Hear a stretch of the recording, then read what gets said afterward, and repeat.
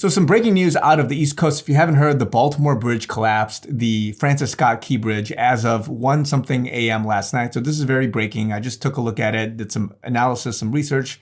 A lot of things are already coming up, conspiracy stuff, as well as the implications and what's next. And we're going to go through all of that. And if you know me and you've watched me on this channel, you know that we need to take a step back, see the bigger picture, because a lot of us, it could be taken at face value, just a accident and an attack, which is fine. And that's what it could be. But also we have to look at the deeper things, the downstream repercussions, as well as looking at it from a bigger picture. Like, is there something else that we're not seeing? And so this is what I'm going to discuss today, because I believe it is not just about this ship nor this bridge, as the title of this video suggests. So first, let's take a look at the video. The ship was basically, and this is sped up and you can see live cars already going through, but the ship was basically leaving port. And as it was going, it lost power. You could see there, regained some power, it seems. And apparently the ship just went off course. They warned people ahead of time and they, I think, stopped some traffic in time, but there were still people driving through it and some narrowly missing it. And of course, others unfortunate to be still in the water. So there's search and rescue teams and things going on. That's a crazy view there. Let's take a look at another view.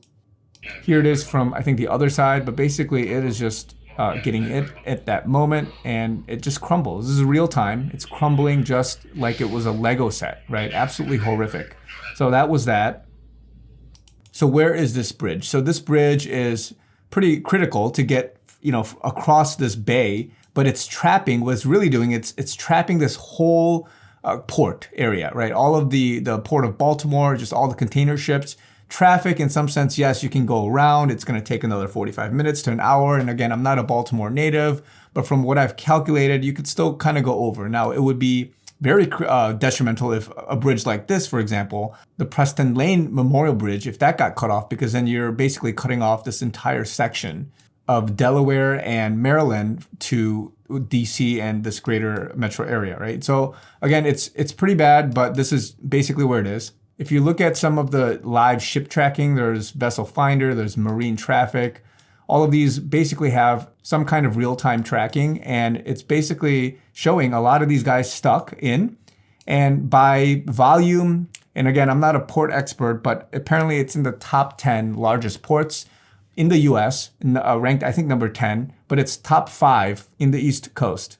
And I believe it's ranked number 1 for automobile throughput, as well as handling farm and construction machinery, gypsum, and other like commodities, sugar, salt, fertilizers, and things like that. So it's a very big agricultural center to get through to the rest of the US. So it's pretty detrimental in that sense. Now, we're not going to watch this, but Biden has basically said that they're going to need support from Congress to make sure that the state gets federal funding. So it's his intention to make the government pay for the entire cost of reconstructing the bridge, and that he expects Congress to support his effort. Something else that's interesting is that this FBI director in charge of the Baltimore field office says that there's no credible information to indicate it was some kind of terrorism. So let's listen. The FBI, on very first, looking at and assessing this matter from an investigative standpoint, I want to be clear that there is no specific or credible information to suggest that there are ties to terrorism in this incident. So this comes literally within 1 minute of his introduction. So within 6 hours, this is 10 a.m. this morning, Eastern time, he has declared that there's no credible information to indicate that this is linked to terrorism. So that's a little bit suspect in my opinion, because how do you know that? How do you know that somebody wasn't able to successfully make it look like an accident, but really it was some sort of sabotage and attack? And again, I'm not saying it isn't or it is. I'm just saying that it's very quick that they came out with this. Now, a lot of people have been posting about Q and anything about Baltimore. And Baltimore, it says in Q Post 3531, Baltimore wreck $1.8 billion from Hussein's American Recovery and Reinvestment Act. Follow the money, follow the family. Again, I'm not doing deep dives here on Q, but it is very credible if you research and read about Q that there's a lot of things that are not just coincidence. They have a very real level of intelligence, and it's very, very shocking what you can find. Now, there's a lot of people posting different things, opinions, everything from conspiracy down to just rolling down your windows. Let's take a quick listen. I am not the only one who, as a child, was told you have to roll down all the windows in your car every time you drove across a bridge. I know I'm not the only one. We had family friends who had a lake house up in Maine, and that was where I was introduced to this theory. Every time we drove across the bridge, they'd be like, roll down the windows in case the bridge collapses. You need to swim out the windows of the car to safety.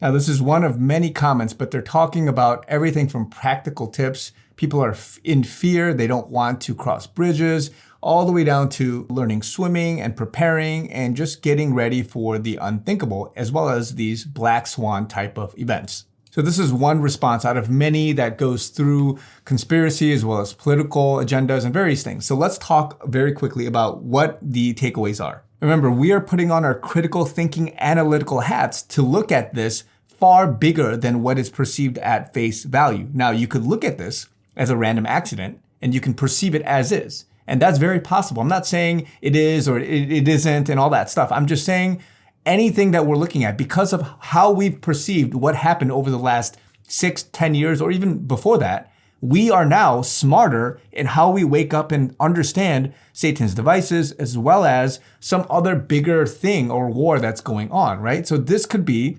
just that, a random accident.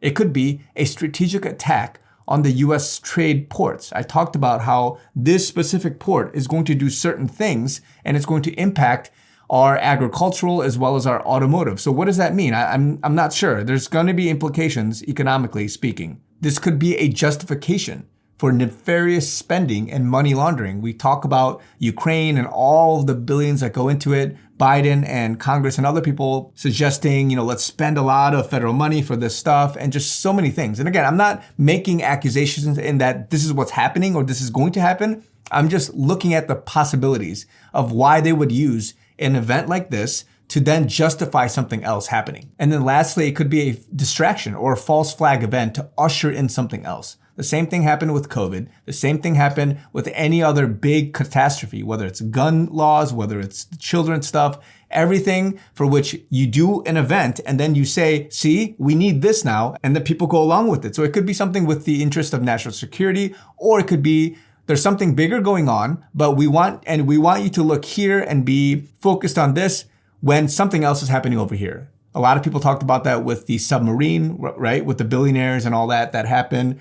And we went on this big goose chase when they knew that they were done for, right? So things like that are how we need to be able to look at this. Now, it's only been a day. As I've said before, we should always wait, take a step back and see what other news, what other things come out. But for now, it's a terrible tragedy. I hope that, and as of the time of this recording, I don't think people have lost their lives yet. But if that has happened, then we pray for them and we pray for just all of what's going on with the impact to the local region. But again, this is how we need to be looking at news and seeing that there's something else going on. We've talked about the election period. We talked about black swan events. We talked about so many things, and it's just not that surprising to me that something like this could result in a deeper thing than what is shown here at face value. So again, be alert, guys. Stay prayed up. Love you guys. Talk to you guys very soon.